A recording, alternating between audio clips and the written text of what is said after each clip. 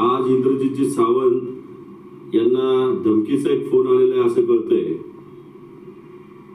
आणि जी धमकी दिली जाते ती म्हणजे छावा चित्रपटात त्यांनी काहीतरी पुरावे देण्याचा प्रयत्न या ठिकाणी शिर्के कुटुंबाच्या वतीने करण्याचा असा त्यांचा काहीतरी हेतू होता असं समजून त्यांना या ठिकाणी धमकी जाते।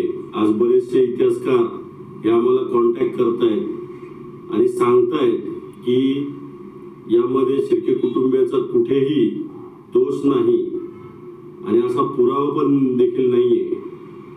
त्यामुळे अशा प्रकारचे जे काही धमकीचे फोन जात आहेत मी शासनाला विनंती करतो की जे काही धमकी दिली कोण दिलेला दोषी व्यक्ती आहे त्याच्यावरती तात्काळ कारवाई झाली पाहिजे आणि जे छावाचे डायरेक्टर आहेत त्यांना पुन्हा एकदा सांगतो की तुम्ही जो काय हा इतिहास बदलण्याचा प्रयत्न करताय तो इतिहास बदलण्याचा प्रयत्न करत असताना त्यातील वादग्रस्त जे सीन आहेत ते काढून टाकावेत।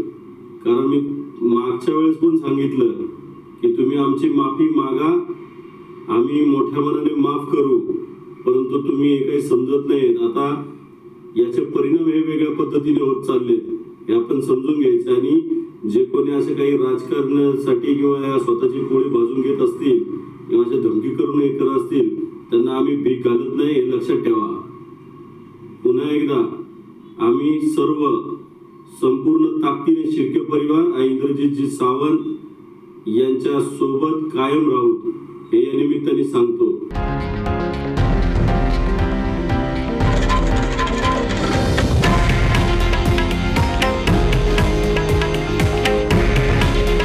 हे आहे देशातील नंबर 1 न्यूज नेटवर्क आणि आपण पाहत आहात TV9 मराठी। काळजी तुमची, हित महाराष्ट्राचं।